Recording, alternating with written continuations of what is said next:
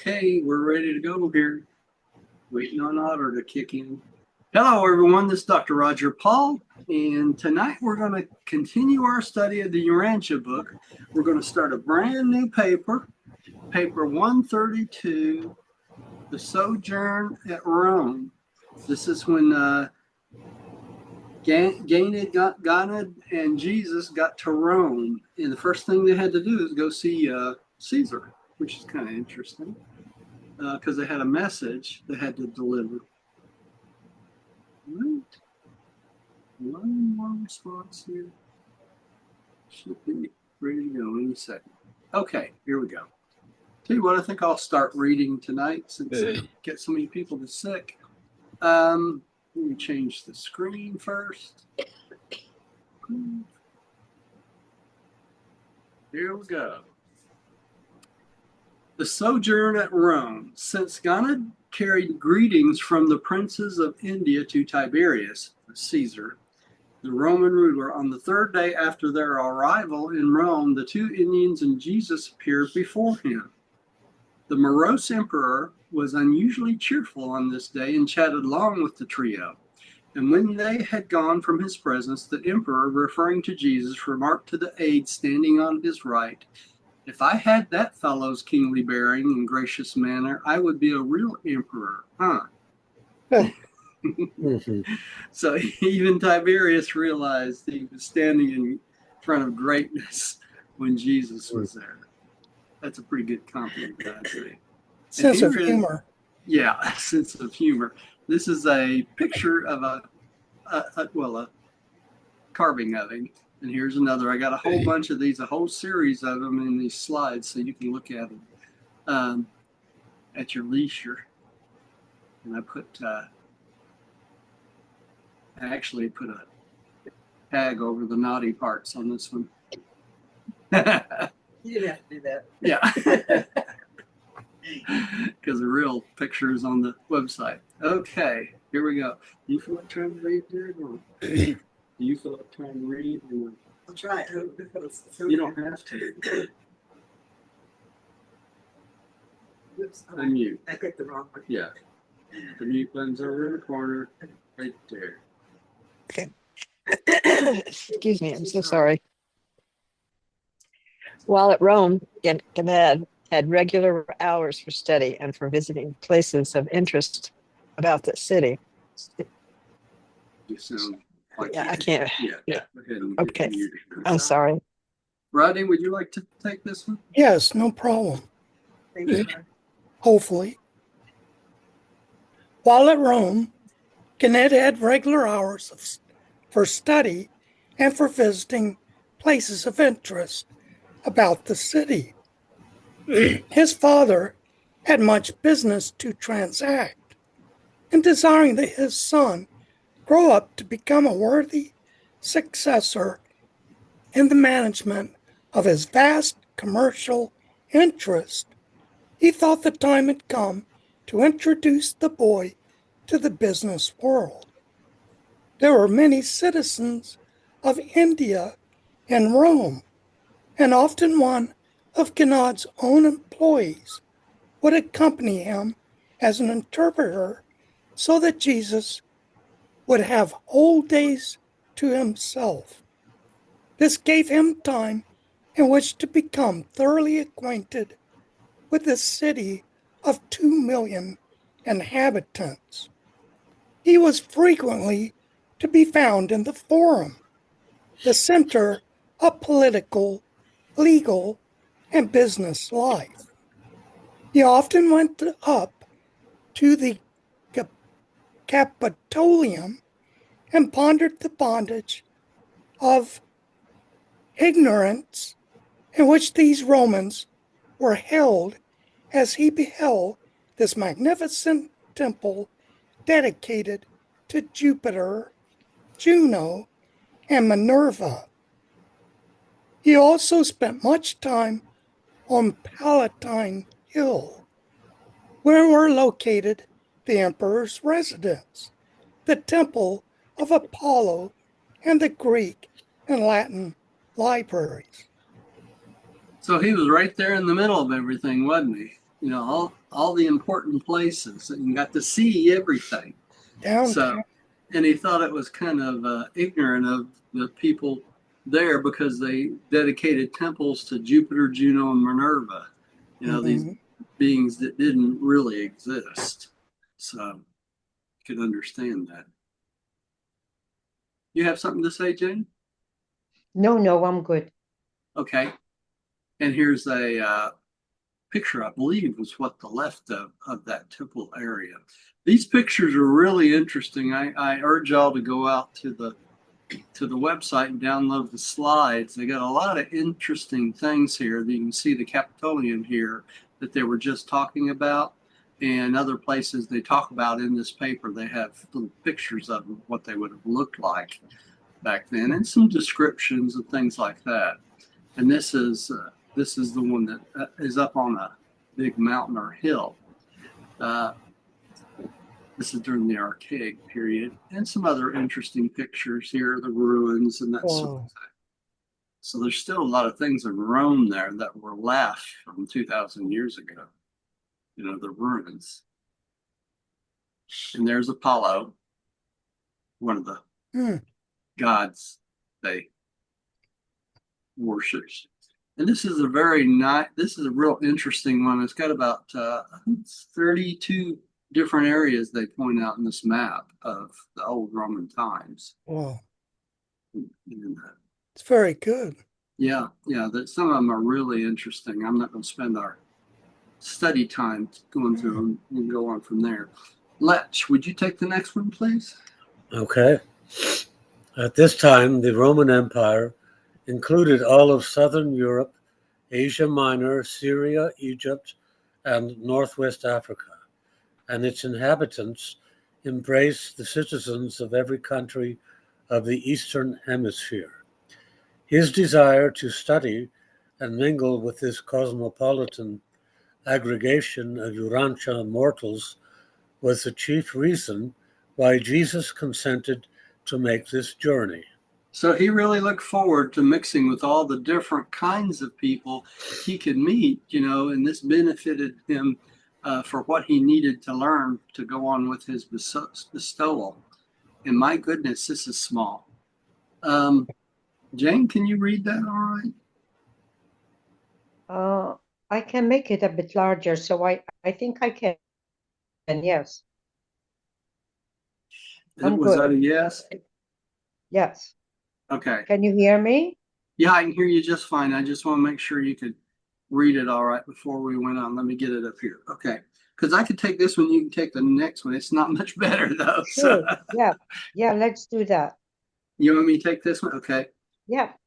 Jesus learned much about men while in Rome, but the most valuable of all his manifold experiences of his 6-month sojourn in that city was his contact with and influence upon the religious leaders of the empire's capital. Before the end of the first week in Rome, Jesus had sought out and had made the acquaintance of the worthwhile leaders of the Cynics, the Stoics, and the mystery cults, in particular the Mithraic group. Whether or not it was apparent to Jesus that the Jews were going to reject his mission, he most certainly foresaw that his messengers were presently coming to Rome to proclaim the kingdom of heaven. He therefore set about in the most amazing manner to prepare the way for the better or more certain reception of their message. He selected 5 of the leading Stoics, 11 of the Cynics, and 16 of the mystery cult leaders, and spent much of his spare time for almost 6 months in intimate association with these religious leaders. And this was his method of instruction. Never once did he attack their errors or even mention the flaws in their teachings. In each case, he would select the truth in what they had taught and then proceed so to embellish and illuminate the truth that in their minds that the very short time this enhancement of truth effectively crowded out the associated error. And thus were the teachings Jesus taught men and women prepared for the subsequent recognition of additional and similar truths in the teachings of the early Christian missionaries. This was the early acceptance of the teachings of the gospel preachers which gave that powerful impetus to the rapid spread of Christianity in Rome and from there throughout the empire. So Jesus literally prepared the way for the later Christian missionaries to come in, and he prepared groups of people so that they would accept this new gospel that the missionaries would teach right off the bat, which is kind And of Roger, nice. Yeah. it should be pointed out that he did not attack what some of the errors No, he and didn't. beliefs. And that's a very important point, Rodney, because when I first started reading the book, the tendency of everyone is to hit everybody over the head with the book, isn't it? That's what I did. Yeah, I did the same thing, and I still do it unconsciously, probably. But the best way of teaching is to teach them the truths and not attack the things that are totally false. And the biggest problem I had working my way in was the atonement doctrine. Yeah, right? that's a tough one.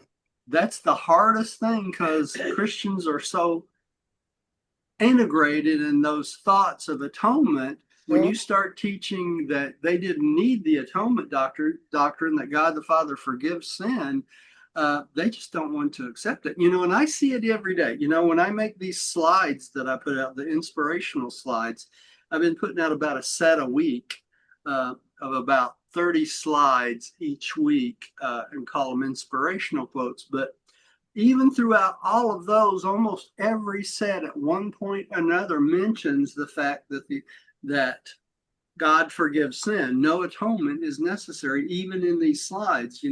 It comes straight out of the book. All these quotes. So it's just interesting the way that works. Jane, would you like to take the next one again? Okay. Jane, I hate to tell you, but you've turned into a pot. It's a beautiful one. It's beautiful. It's a beautiful pot, but you're getting well rounded. It's not a pot. I don't know. I can't see the picture, but it's cool. Yeah, I'm nice. glad you like so it, Rodney. I think it's Celtic. Don't have to put up with my voice. I'll have to check what kind of picture it is. All right. This is a very old phone. I keep dropping my new. Anyway, it doesn't matter. It is the way it is. Okay. The significance of this remarkable doing can the better be understood when we record the fact that out of this group of 32 Jesus taught religious leaders in Rome, only 2 were unfruitful. The 30 became pivotal individuals in the establishment of Christianity in Rome, and certain of them also aided in turning the chief Mithriac temple into the first Christian church in that city. We who view human activities from behind the scenes and in the light of 19 centuries of time recognize just 3 factors of paramount value in the early setting of the stage for the rapid spread of Christianity throughout Europe, and they are. Okay, I want to point something out before we move off this paragraph, and that's the fact that 2 out of the 30-some did not believe what Jesus said. Did you see that? Yeah. Yeah. That's not 100%, is it? So no matter what we do, when we teach the Urantia book, we're going to have a percentage that are just not going to be open to it. That's just all there is to it. Just like Jesus, when he taught people, you can bring truth to people and enlightenment to people, but if they're not willing to accept it, there's not a thing you can do about it. Right. Not one thing, right? You just go on. All right. Pam, would you take the next one here? Let me change the slide. Sure. The choosing and holding of Simon Peter as an apostle. The talk in Jerusalem with Stephen, whose death led to the winning of Saul, of Tarsus. The preliminary preparation of these 30 Romans for the subsequent leadership of the new religion in Rome and throughout the empire. Okay, I want to go back to the previous. This is what they say is what set the stage for the rapid spread of Christianity. Okay, so these are the three things. First, the choosing of Peter as an apostle. And why is that? Because even though Andrew was the head of the apostle, Peter was the most forceful preacher and what he considered the rock. He was the most steady of all the apostles that the whole early Christian church depended upon to help get things started. Okay. And then Stephen, because Stephen was killed, Saul of Tarsus, who became Paul, was influenced into converting to Christianity himself. And we know that the things that Paul did, in which helped spread the Christian message, because Paul was, a headstrong preacher. And if it wasn't for the atonement doctrine, he would have done more for the world than any person before anybody, right? But he had to stick that atonement doctrine in there, which alienated so many different religions. Yes, it did. All right. Then we have this teaching that Jesus did while he was in Rome, and it prepared the people there for the coming of the Christian missionaries, prepared their minds. So that helped the spreading of the gospel and Christianity through Rome. And it's interesting because Melchizedek did the same thing. Same exactly. That's right. Prepared the way. Prepared the way, didn't he? Rodney, would you take this next one? Then I'll take the one after that. Okay, no problem. Through all of their experiences, neither Stephen nor the 30 chosen ones ever realized that they had once talked with a man whose name became the subject of their religious teaching.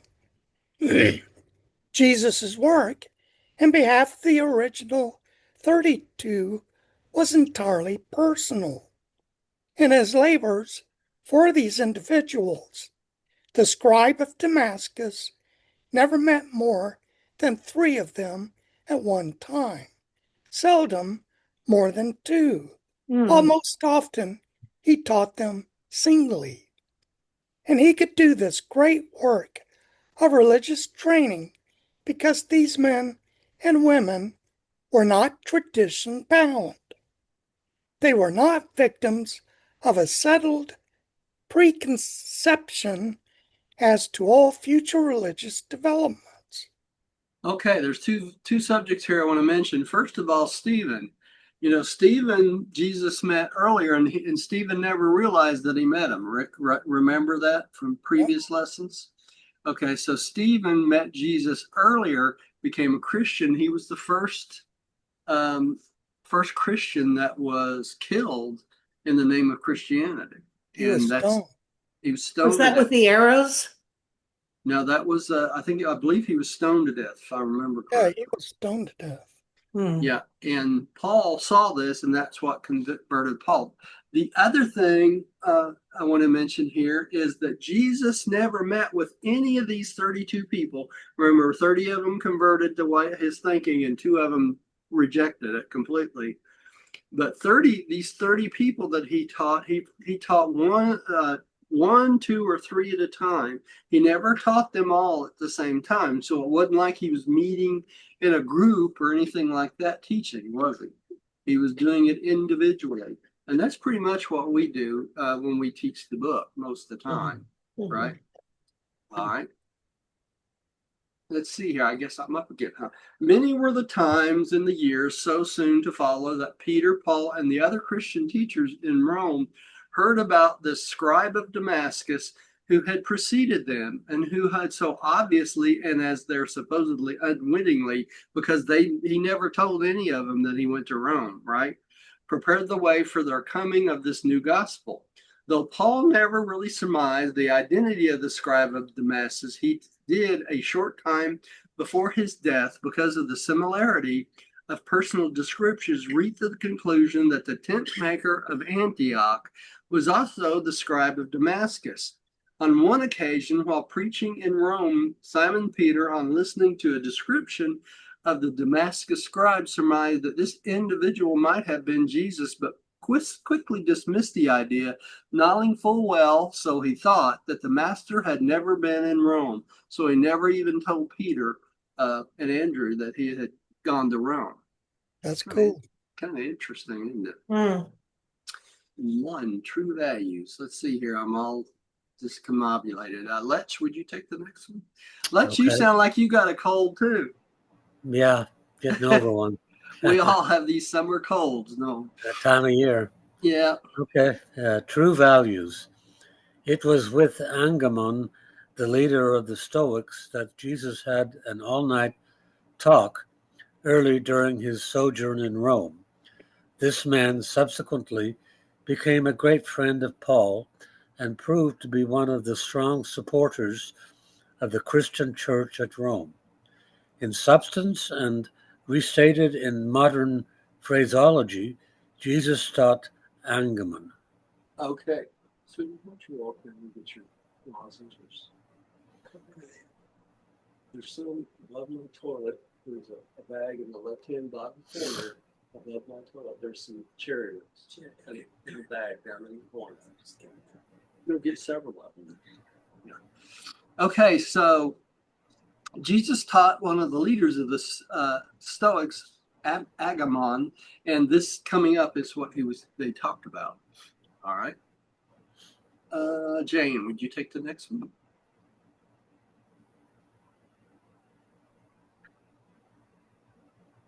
Did you say Jane? Yes. Oh, okay.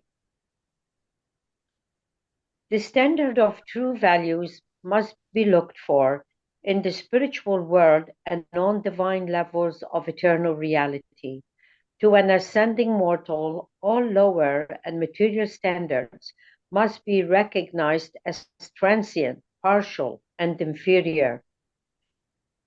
The scientist, as such, is limited to the discovery of the relatedness of material facts. Technically, he has no right to assert that he is either materialist or idealist, for in so doing, he has assumed to forsake the attitude of a true scientist, since any and all such assertions of attitude are the very essence of philosophy. Okay, there's several things in this that needs to be brought out. Number one, all the standards that we believe and we developed in the material world is not lasting. Okay, these are all transient, partial, and inferior. Now, why are they transient, partial, and inferior? Because when we step into the Urantia existence, the next existence up, I'm hearing myself here. Hang on a second. See if that helps.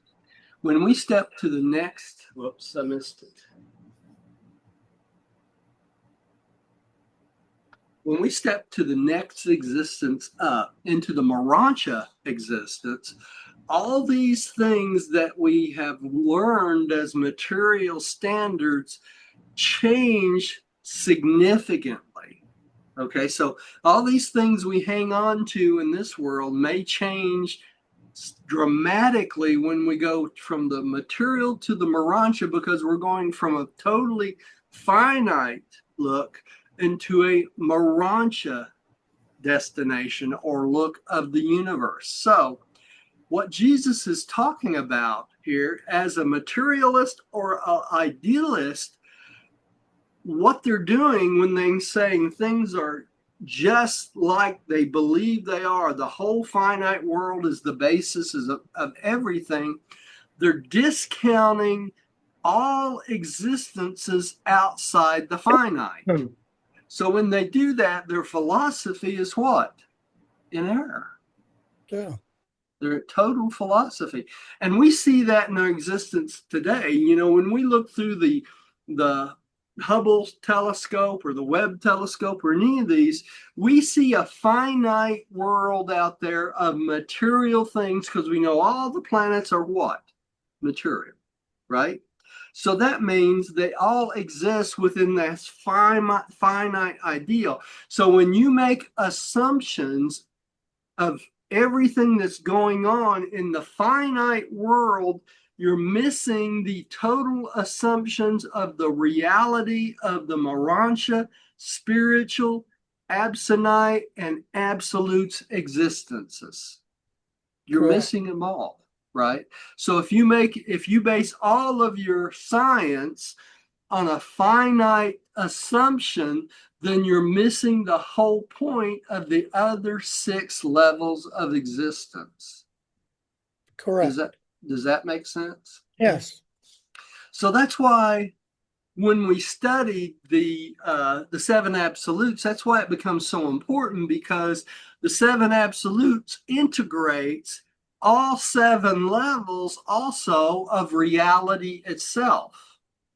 And if you can't understand all 7 levels of the absolute, you can never understand the 7 levels of existence, not only material, but Urantia, spiritual, absonite, absolute. Did I miss one? Right? Y'all see where I'm coming from there? Yes. Okay, so your science has to be based on all of it because it is the essence of philosophy itself. Correct. That's a long explanation, isn't it? Hmm. Okay, let's move on. Pam, I think you're up next. Okay. Unless the mortal insight and the spiritual attainment of mankind are proportionately augmented, the unlimited advancement of a purely materialistic culture may eventually become a menace to civilization. A purely materialistic science harbors within itself the potential seed of the destruction of all scientific striving. For this very attitude presages the ultimate collapse of a civilization which has abandoned its sense of moral values and has repudiated its spiritual goal of attainment. Okay, so the entire collapse of civilization could happen because of this lack of moral insight of the spiritual attainment in life. Does that make sense? Yes. Yeah. So because you don't develop your own spiritual life and you're attached totally to the finite life, what happens? Things like artificial intelligence gets developed without any moral values instilled in it. And what do you end up? You can end up with destruction of the civilization itself. Mm-hmm. Okay. And I talked about this in the video I did. I didn't talk about it. I did I wrote the background for it for a podcast. And it talks about how not controlling AI is not only morally wrong, but it's our moral responsibility to instill moral judgments within AI, and it will never have a soul, so it will never be a sentient being. Okay? Correct. Right. And that's important to understand. And that's exactly what Jesus is talking about here. If our moral insight misses our spiritual attainment, then no matter how advanced a materialistic culture goes, it can become its own menace to its own civilization. That makes sense? Yes. It's amazing his potential for understanding these things 2,000 years ago. Of course, he'd been around for 1 billion years, so over 1 billion years. So, I think he had more insight than we do. Okay, I think I'm up again, then we'll get back on track here. The materialistic scientists and the extreme idealists are destined always to be at loggerheads. This is not true of those scientists and idealists who are in possession of a common standard of high moral values and spiritual test levels. In every age, scientists and religionists must recognize they are on trial before the bar of human need. Did y'all catch that? Mhm. They must eschew all warfare between themselves while they strive valiantly to justify their continued survival by enhanced devotion to the human service of human progress. If the so-called scientist or religion at any age is false, then must it either purify its activities or pass away before the emergence of a material science or a spiritual religion of a truer or more worthy order. In other words, if you don't straighten yourself out, then you're going to pass away to another science or another religion that comes on, and it's going to wipe you out. Okay? Pretty heavy stuff he taught, wasn't it? Yes. It's amazing to me how Jesus back then had such a high ideal of what really was going on in the universe from one end to another. Mm-hmm. And Roger, he had experience because of the previous 6 bestowals. That right, and those previous 6 bestowals allowed him to experience certain things that we can't even conceive of, because you think about it this way.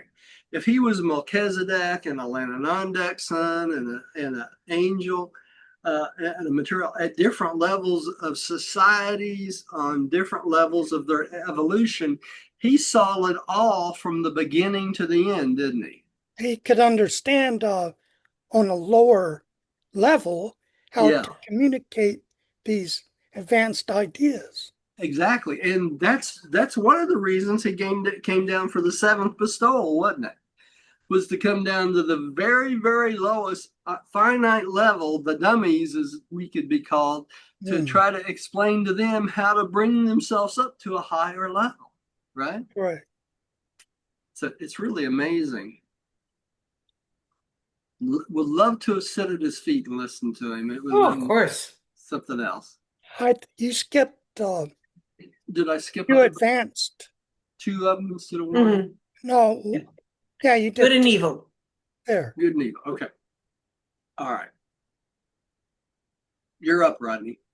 Okay. 2, good and evil. Martus was the acknowledged leader of the Cynics in Rome, and he became a great friend of the scribe of Damascus. Day after day, he conversed with Jesus, and night upon night, he listened to his supernal teaching. Among the more important discussions with Martus was the one designed to answer the sincere cynic's question about good and evil. In substance, and in 20th century phraseology, Jesus said, Now remember, the Cynics of Rome believed that the good was equal to evil. In other words, correct, they were opposing forces.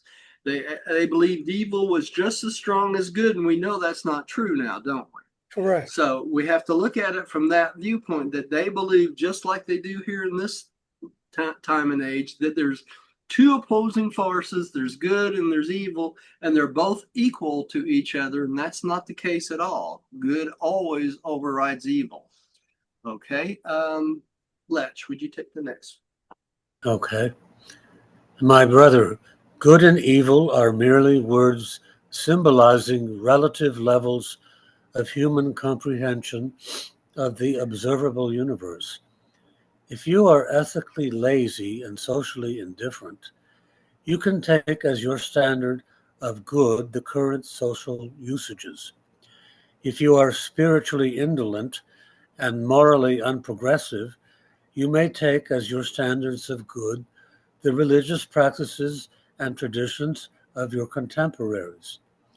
But the soul that survives time and emerges into eternity must make a living and personal choice between good and evil, as they are determined by the true values of the spiritual standards established by the divine Spirit, which the Father in heaven has sent to dwell within the heart of man. This indwelling Spirit is the standard of personality survival. So he's telling this guy that there is no such thing as an evil that's as strong as good. And that if you want to be lazy, you can take this same concept that your ancestor took and their religious practices and their traditions and just keep going on straight, just like you are right now. Unless you want to be more advanced and more enlightened, then you have to change your concepts of good and evil and prepare yourself, because there's a divine spirit, which is what? That is the thought adjuster, right? The divine spirit is within yourself. I don't know where this blue thing came from, but Yeah. that's weird. Anyway, so let's go on to the next one. Jane, would you take the next one? What in the world? Jane Holloway. It's like somebody's writing on our screen. Your Did I AI has gone crazy. It has maybe. Jane, Jane, you out there? she's on mute. She may be gone to help her husband or something. Pam, would you take this one since she's There she is. there? She is. Sorry, I don't know what happened to my screen. It went completely crazy. Oh, okay. There is writing on it like a pencil. I don't know. Yeah, that's where we see it. Yeah, there's blue writing on the slide right now. I was wondering where What it came the from. heck is that all about? I don't know. Oh, strange. Sorry. That's all right. Go I'll ahead and just read. listen. I'll just listen. No, go ahead and read. Can you see Okay. Can you see the I can text? see this one, yes. All right. Goodness, like truth, is always relative and unfailingly evil contrasted. It is the perception of these qualities of goodness and truth that enables the evolving souls of man to make those personal decisions of choice which are essential to eternal survival. Yes. Remember previous lessons we've read that it's decisions that help us grow, right? And that's the decisions we make, and when we decide the way of the thought adjuster, then we're going the right direction. All right, let's go on to the next one. Pam, would you take this one? The spiritually blind individual who logically follows scientific dictation, social usage, and religious dogma stands in grave danger of sacrificing his moral freedom and losing his spiritual liberty. Such a soul is destined to become an intellectual parrot, a social automaton, Automaton. Automaton. and a slave to religious authority. That's true. You become a robot. Do you Yeah. not? You just accept whatever everyone tells you in the intellectual society, and so And that's what most people do. That's That's what they right. do. They become parrots of everything that everybody else says, isn't it? Right? Mhm. So it's a perfect example of AI, isn't it? Because the AI will regurgitate what it has learned. If you tell it something, it's going to regurgitate that same thing. The nice part about AI is it can take in tons of data. When it regurgitates it out, it makes it sound super intelligent, doesn't it? Yes. Because it's able to contain so much data as it does that. Mhm. But it's interesting here. Jesus calls it spiritually blind individual who logically follows scientific dictation and social usage. In other words, they're sheep, just what everybody else says. Mhm. They just follow them right over the cliff, don't they? You know? Yeah. And that's what's happening in our world today. All right. Let's see here. I guess I'm up again, huh? Goodness is always growing toward new levels of increasing liberty of moral self-realization and spiritual personality attainment, the discovery of and identification with the indwelling adjuster.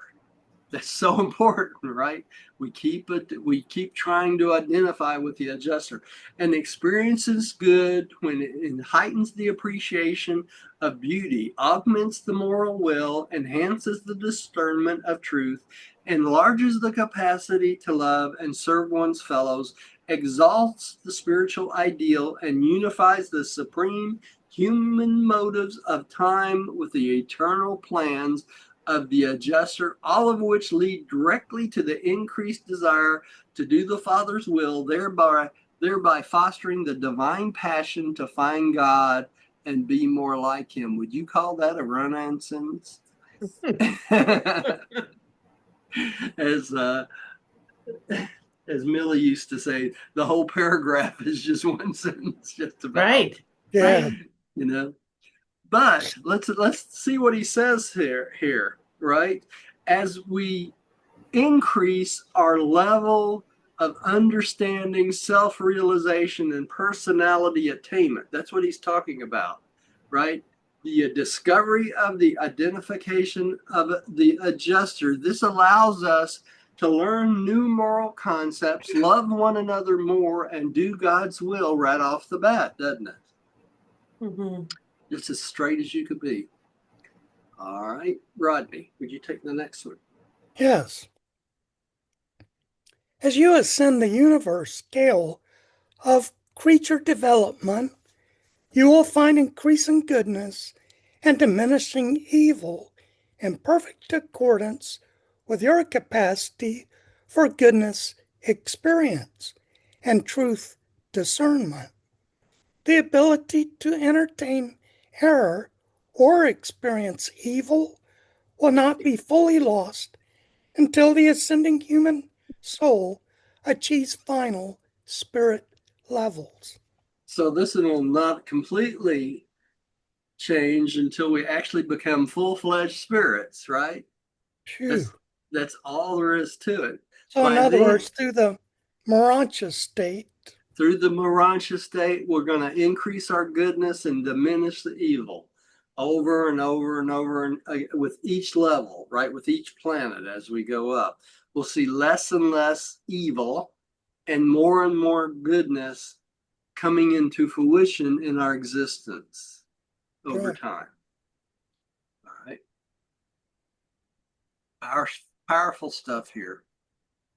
Letch, would you take the next one, please? Same me? Yes, please. Oh, okay. Goodness is living, relative, always progressing, invariably a personal experience, and everlastingly correlated with the discernment of truth and beauty. Goodness is found in the recognition of the positive truth values of the spiritual level, which must in human experience be contrasted with the negative counterpart, the shadows of potential evil. So we have to make decisions daily, don't we, to Mhm. step away from the evil. That's just all there is to it. That's part of our growing process.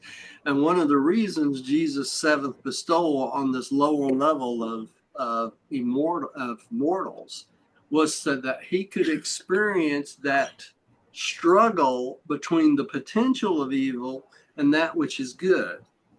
And the only way you can do that is experiencing it by himself. And the only way he could do that is do self-limit his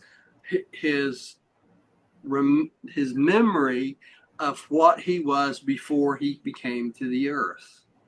Because if he remembered right off the bat that he was the creator's son, all this stuff would mean nothing to him because he couldn't experience it on the finite level. And that's the whole point of why he was here. Mhm. right? He Right. wouldn't be able to relate it to He us. wouldn't be able to relate to anything, would he? Because he would always be on that higher level as the creator's son. Mhm. All right. Jane, can you read this one? Okay. Until you attain paradise levels, goodness will always be more of a request than a possession. more of a goal than experience of attainment. But even as you hunger and thirst for righteousness, you experience increasing satisfaction in the partial attainment of goodness. The presence of goodness and evil in the world is in itself positive proof of the existence and reality of man's moral will. The personality which thus identifies with these values and is also able to choose between them. So we can't escape evil, can we? We're Right. always going to have to make the decisions between good and evil because that's what we live in the finite existence, this constant battle between that which is good and that which is evil. All right. They're not equals, though. We have to always remember that.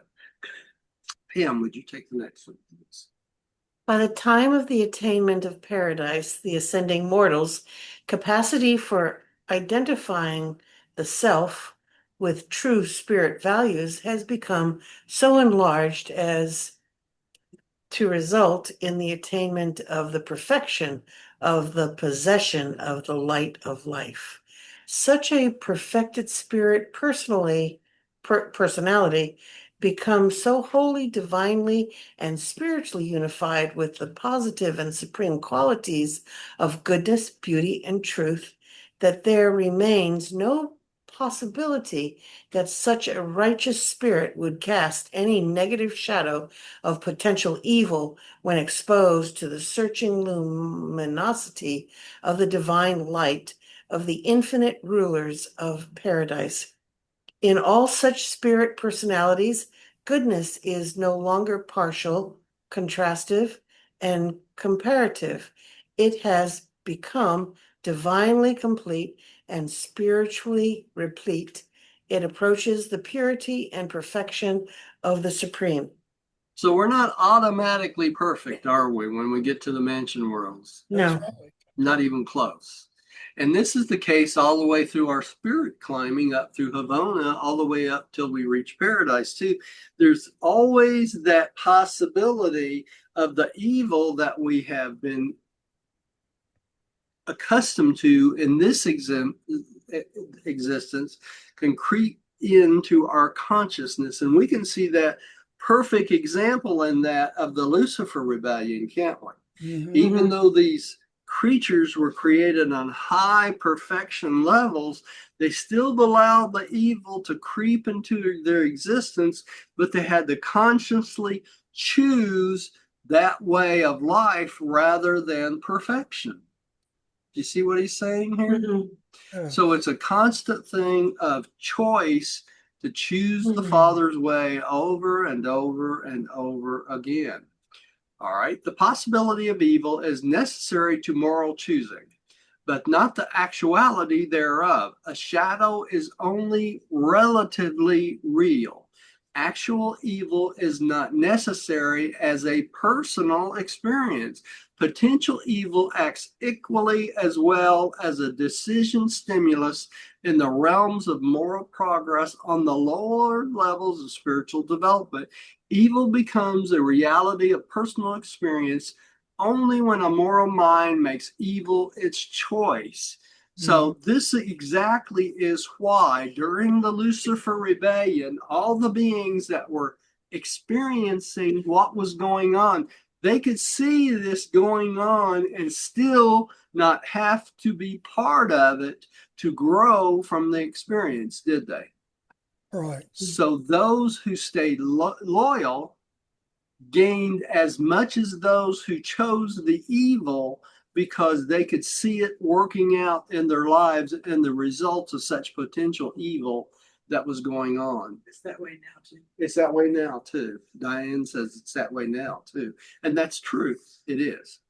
All right. Rodney, would you take the next one? Yes. 3, truth and faith. Nabon Yeah.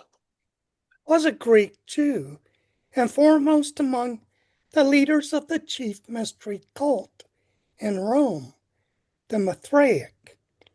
While this high priest of Mithraism held many conferences with the Damascus scribe, he was most permanently influenced by their discussion of truth and faith one evening.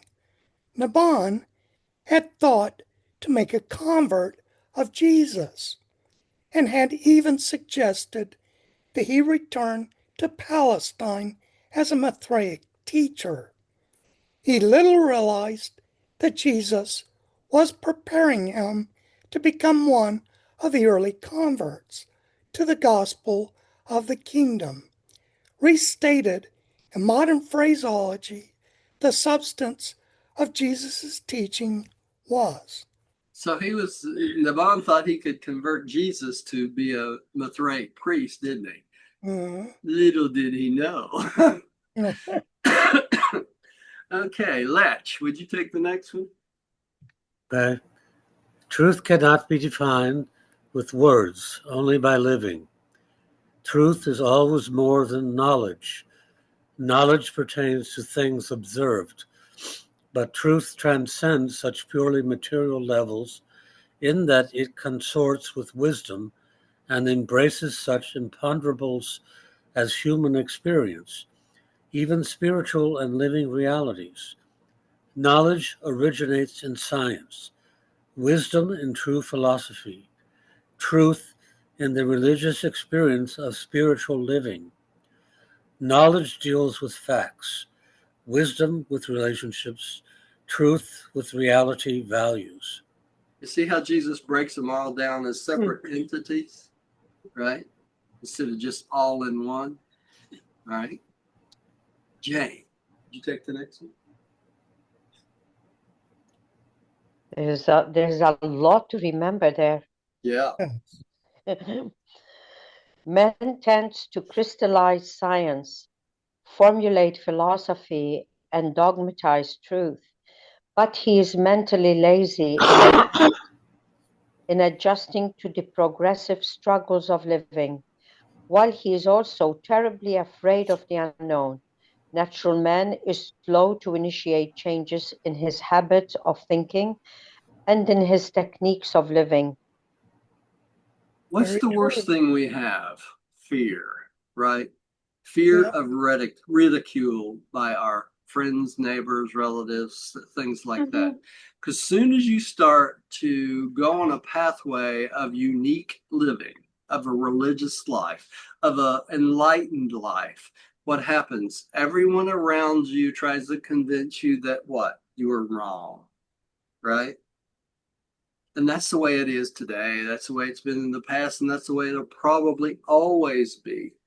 But when you start to crystallize these thoughts into a pattern of religious living, okay, because we're afraid and mentally lazy, it's hard for us to stay on that pathway of the Father's will because we do not want to be ridiculed by our friends, relatives, neighbors, things like that. Peers, right? It's a fear factor. Which is true of children as well. True of children as well. Yeah. That's right. Fear is the greatest, what could I say?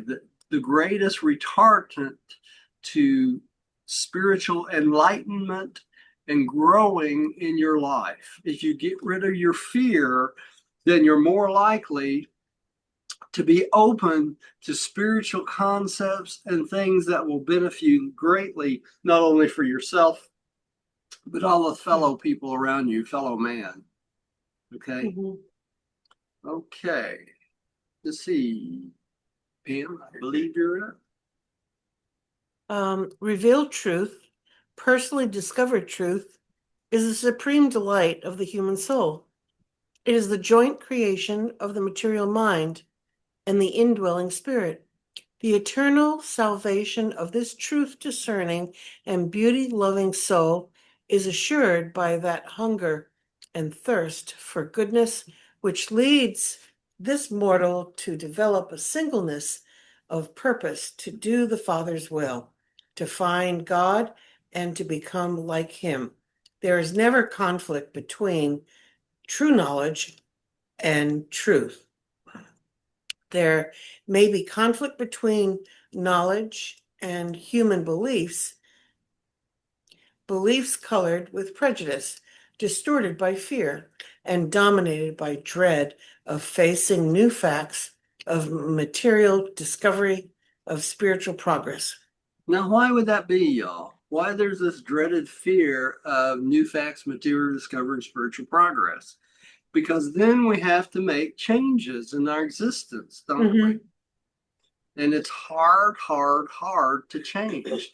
Once we've associated with ourselves of living a certain way, it's really, so for some people, it's next to impossible to change, right? All right. But truth can never become man's possession without the exercise of faith. This is true because man's thoughts, wisdom, ethics, and ideals will never rise higher than his faith, his sublime hope, and in all such true faith is predicated on profound reflection, looking at ourselves, right? Sincere self-criticism, and boy, we don't like to do that, do we? And uncompromising moral consciousness. Gosh, I got to give up running around with women and drinking and smoking and oh my goodness, all these good things. Faith is the inspiration of the spiritualized, creative imagination. Right. Boy, no one taught like Jesus did, right? No one. Okay, let me see where we are in this real quick. We're on 3:6.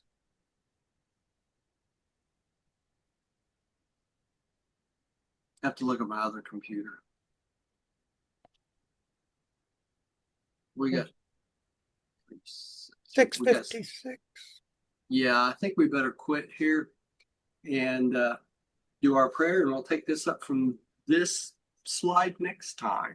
Okay? Time flies when you're having fun. I know. Yeah. I know. I never want to stop, but then I'd keep y'all up all night, and then y'all wouldn't be happy with me. Let me find the prayer from this. Okay, here we go. Prayer of acceptance. Pam, would you like to read our prayer of acceptance? Sure. Prayer of acceptance. I believe that God is my paradise Father, and that only by faith am I saved. No sacrifice is necessary. By this same faith, I became a child of God, and know that all men and women are my brothers and sisters. We know the Son of God, the sovereign of our universe of Nebadon, as Christ Michael, Jesus of Nazareth. By allowing the will of God to become my will, I will someday stand in the presence of the Paradise Father. In the name of Christ Michael, Jesus of Nazareth. Amen. Amen. Amen. Amen. Amen. And thanks everyone for coming to see us tonight. Please come see us again. And don't forget all of our stuff out on YouTube. You can go out, join us, and become a subscriber. You'll find all the other stuff on Vimeo, our website, Facebook. And go look for my new book. It's out on Amazon. Exactly. Yeah, go check out my new book. It's on Amazon. It's on sale right now. So, all right, everybody. We will see everybody next time, and have a good weekend. Thank you, Roger. Thank you so much. Love Thank you guys for coming. Love you guys too. Good night, everybody. Good night, everybody. Good night. Good night.